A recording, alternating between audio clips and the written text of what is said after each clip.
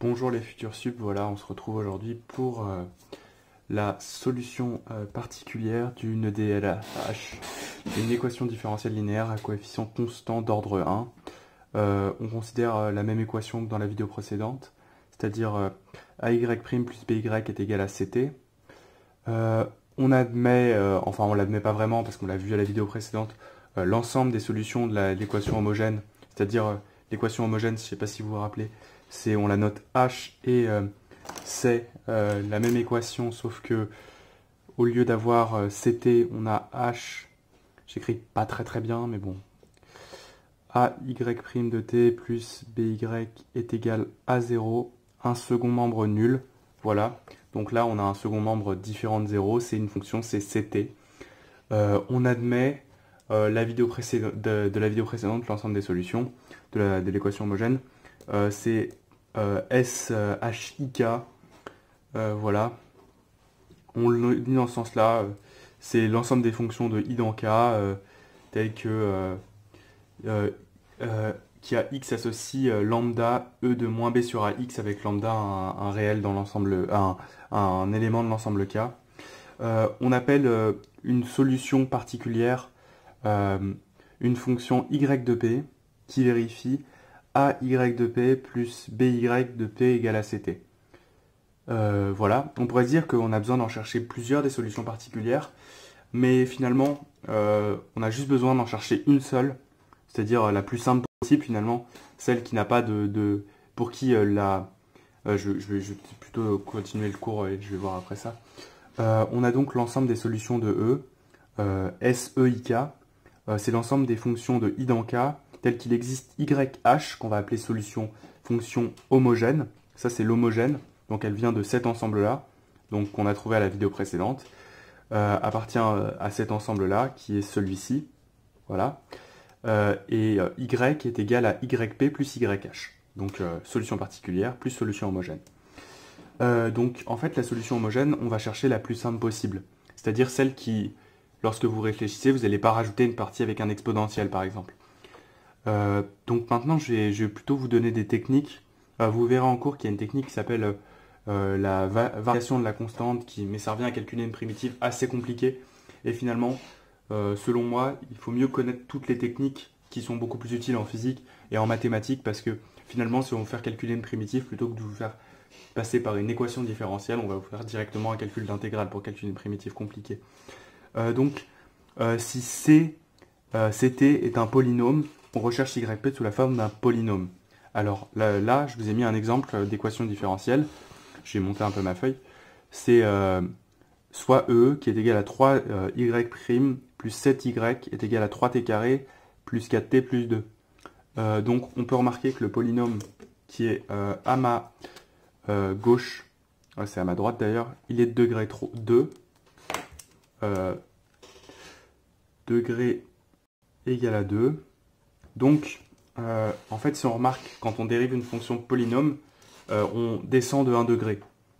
Par exemple, si on prend un trinôme du second degré de base, c'est ax carré plus bx plus c. Si on fait la dérivée par rapport à x, ça va nous donner 2ax plus b. Pourquoi j'ai mis un égal à 0 2ax plus b, c'est degré 1, vous voyez. Donc en fait, quand on va avoir un polynôme d'ordre de degré k ici, on va chercher finalement assez rapidement comment ça s'appelle on va chercher un polynôme de ce même ordre. Donc on va poser y de p. Je vais vous donner la technique, c'est qu'on pose y de p. Yp est égal à t associe at carré plus bt plus c. Avec a, b, c, oui, bien évidemment, on se place, appartient à r cube, on se place sur r pour que ce soit plus simple. Alors, je vous épargne, je la ferai à la toute fin, on va d'abord commencer par chercher. Donc, on va calculer y' de p. On l'a déjà calculé avant, c'est t associe 2at plus b. Voilà, donc déjà. Et puis après, on va sommer les deux et on va essayer d'identifier ça à truc. Donc on a 6AT plus 3B plus 7AT carré plus 7BT plus 7C qui est égal à 3T carré plus 4T plus 2. On va en fait faire un système selon les coefficients et leurs degrés. Donc on remarque assez rapidement qu'on a 7A qui est égal à 3. Puis après qu'on a 6A plus 7B qui est égal à 4. Et enfin 3B plus 7C qui est égal à 2. Bon, ça c'est un système qui se résout en 2 secondes. Donc on a A qui est égal à 3 septièmes, B qui est égal à 6 fois 3 septièmes, donc 18 septièmes, 4 moins 18, B qui est égal à... Alors je vous ai pris des valeurs infâmes, je suis désolé. Bien évidemment, c'est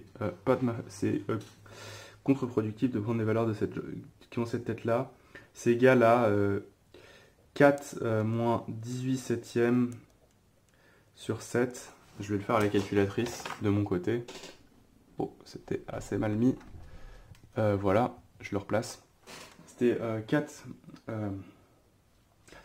Je fais rapidement le calcul pour avoir des trucs. J'aurais dû vous faire calculer les valeurs à l'avance, mais bon, on ne devient pas... c'est 10 sur 49. Je vous ai dit que ça allait être moche.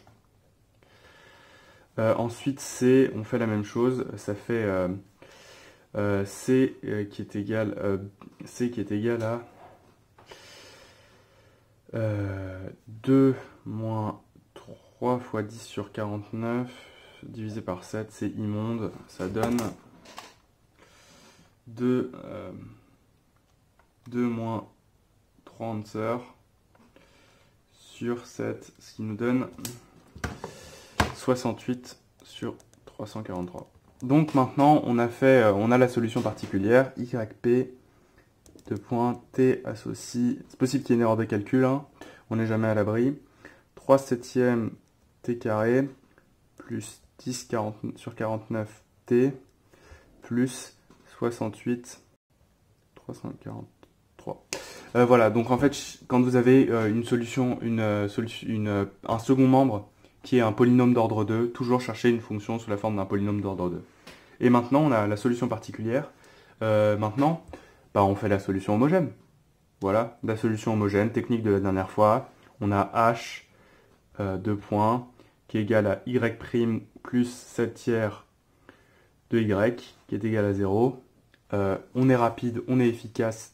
On a directement SHIK. Enfin, je vais mettre SHIR, même si c'est SHIK, qui est YH qui va de I dans R, lambda qui a T associe lambda E de moins 7 tiers de T, lambda appartient à R. Et enfin, si vous avez bien retenu tout ce qui est là-haut, on a l'ensemble général de la solution de l'équation qu'on vient de résoudre, qui est SEIK. Je vais l'écrire en rouge, voilà, vous voyez bien ici, il ne me reste plus beaucoup de place. SEIR, qui est égal à Y, tel que, je vais vous l'écrire directement comme vous l'écrirez en DS, tel que AT associe Y de P plus lambda E de moins 7 tiers de T lambda appartient à R. Et voilà. Et en fait, on peut montrer que c'est l'ensemble des solutions assez facilement, avec un raisonnement par double inclusion. Je vous ferai les démonstrations si vous les voulez.